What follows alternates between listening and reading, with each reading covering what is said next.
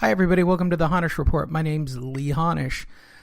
Today's show, and for the next several weeks, as you know, I've been pushing the Monster Marketing Summit, which is an event where we talk about pre-foreclosure properties. It is an annual event. We hold it every year right around Easter, plus or minus March 31st is roughly the anniversary of Monster Marketing itself. For the last 8 years, we've been teaching people how to get face-to-face with pre-foreclosure listings. So what I'm going to do over the next, 3 to 6 weeks, plus or minus, is put the speakers up here for you to listen to, for those that listen to the podcast. Today's speaker, I'll start right out of the gate with David-Bartels, and this is going to be conversion. So whether or not you use Monster Marketing to get face-to-face with pre-foreclosure, and I hope you do. If you don't, go to honish.com and learn more. There are a couple of recently posted webinars so you can see how the product works. Today is going to be a discussion of how to convert. So I hope you enjoy. David Bartels is with Home Loan Advocates. All you have to do is go to homeloanadvocates.com and you can learn more about David and his services. They work for the largest mitigation. They are the largest mitigation service in North America and one of the last ones. They are still out there. That's not the point of this. The point of this is to tell you that the data source of working with pre-foreclosure properties is one of the best niches right now if you're struggling to find new appointments and to work with homeowners. So today is about conversion. So enjoy David Bartels right after this. LasVegasDiscount.net's the best there is. Save up to 50% on your next Vegas trip. And travel, rental, shows, and tours. Find the deals you're looking for. LasVegasDiscount.net. LasVegasDiscount.net. If you're going to Vegas for deals that are the best, visit LasVegasDiscount.net. Are you a real estate agent, realtor, investor, or are you in the real estate business and you need new listings and deals? We have a solution for you, and that solution has guaranteed results. How much would you pay to get face-to-face with a homeowner that wants to sell their home?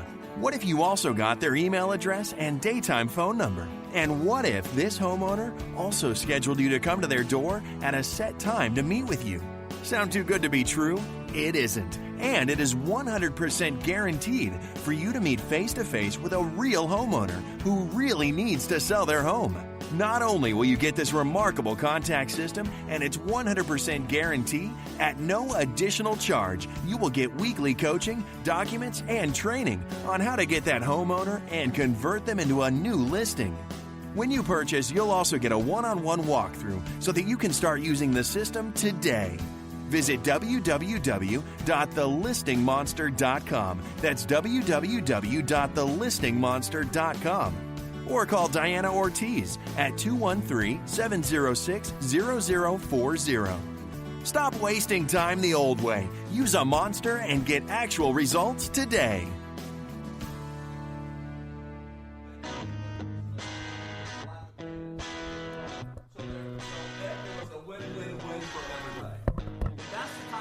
That we like to do. We like to do what's in the best interest of everybody.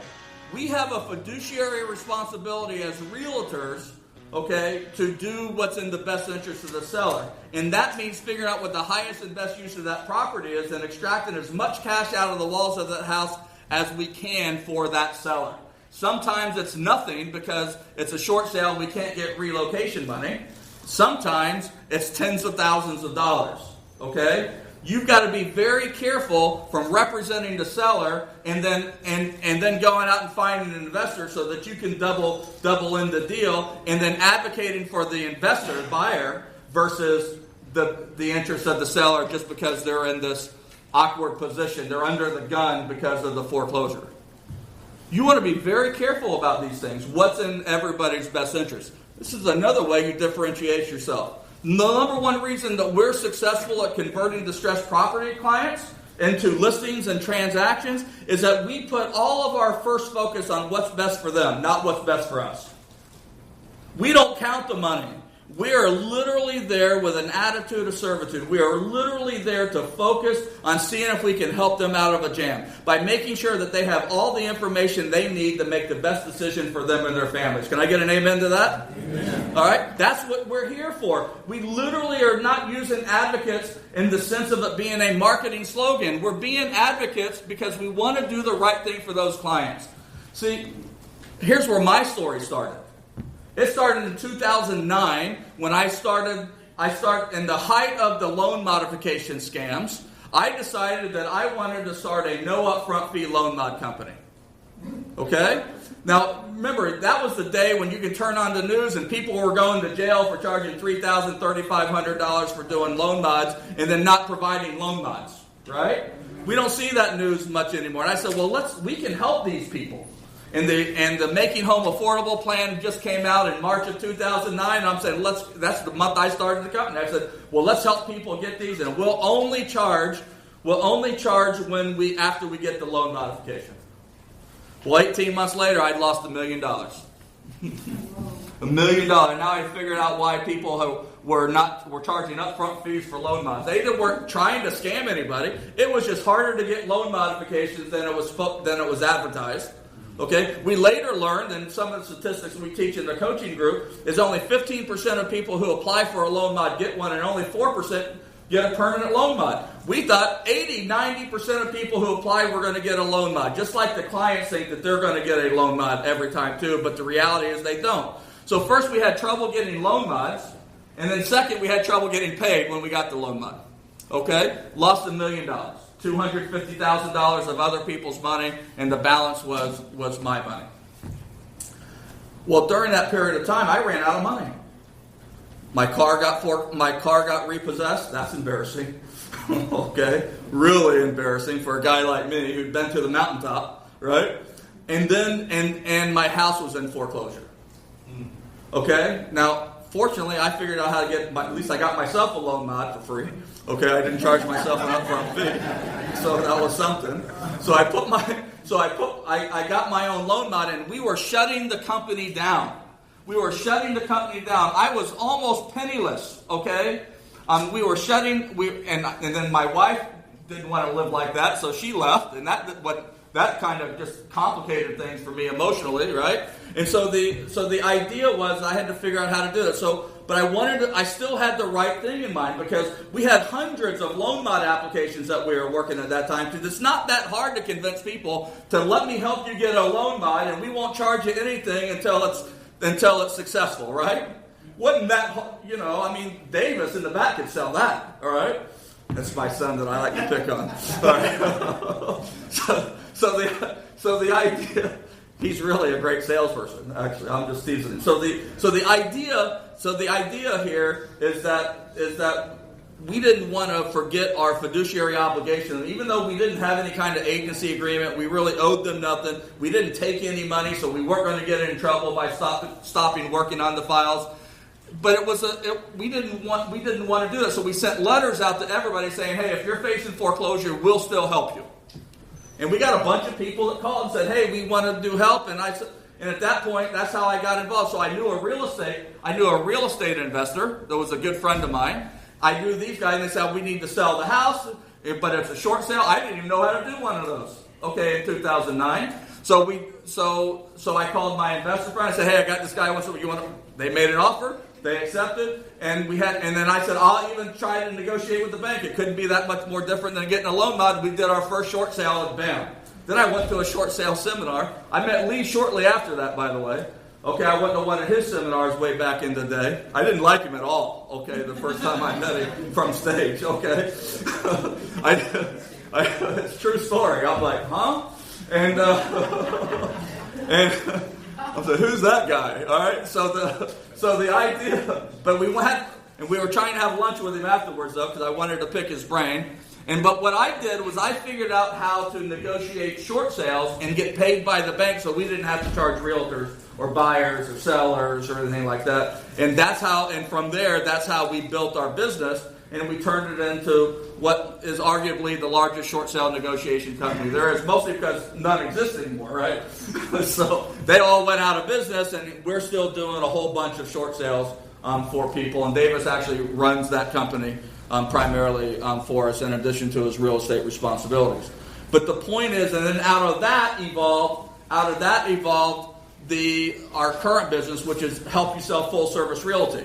So I was speaking at a seminar for the Help You Sell Full Service, for the Help You Sell corporate office, their national sales meeting about short sales, and the market was starting to shift, and we were seeing more negative equity transactions and more marginal equity transactions. And I wanted to stay in business. I didn't want to go out of business again. I just turned it around, paid off. By the way, I paid off all my partners. Okay. And I decided, and next thing you know, I bought a franchise so we can help marginal equity people. And I started with me, one person, and today this year we'll probably do 100 transactions, over $1 million in gross commission income, and we're having the time of our life. And that's in addition to our ancillary products, where we'll probably generate another $500,000 or $600,000 in commission income that we can use to build what is now a small family company that includes home loan advocates, includes Help You Sell, includes escrow, includes property management, and is continuing to expand. I tell you that only for one reason, because you can do it too. How many of you are single producers right now? Okay. How many of you are doing $1 million a year in gross commission income? Okay. I get it. Okay. I wasn't either. I'm just telling you, it started one step at a time. And for me, it started by focusing on distressed properties. And in the beginning, I focused on distressed properties because I had specialized knowledge. Right? I had specialized knowledge as a result of the short sales, as a result of the loan modification. And what we do in advocate marketing is we impart that information to you and we can improve the quality of your conversations so that when you're meeting at the door, you too have specialized knowledge and you can speak to them in a way that's advantageous to them, where they can see the value in using you. They can see the benefits of you versus everybody else, where you create true differentiation amongst all these other images of realtors. Okay? You guys want to know how? Yes. All right. So let's get to it. All right. So this is what we're going to do. So the first and foremost, our objective is alternatives to foreclosure. So this brochure, I don't know if that looks as bad to you as it does to me, but it does? Yeah. Oh, thank you. You really hurt my feelings now. All right. So the bottom line is this is alternatives to foreclosure. So this is a flyer that we made, okay, to make sure that people understand what their alternatives are. And when I go to the door, I'm going to give you a little secret here. The secret is my objective when I go to the door is to get a second meeting. That's it. That's my only goal. When I go to the door, everything I say, everything I do, everything I share is designed only to get a second meeting. Can you see how that would change the tone of your dialogue when you're talking to them? Yeah. See, if you go to the door with an intent of getting a listing or getting a deal, you're gonna talk to them in a way that's going to be offensive, that's going to be pushy, that's going to be aggressive, and it's not going to be well received. Can you see that? Yes. But if you go there with an attitude of servitude and you're focused on helping them, you're focused on making sure they have all the information they need to decide what's the right course of action for them in their situation, you're there because you want to understand where they are and give them good, solid, honest advice about what their options are.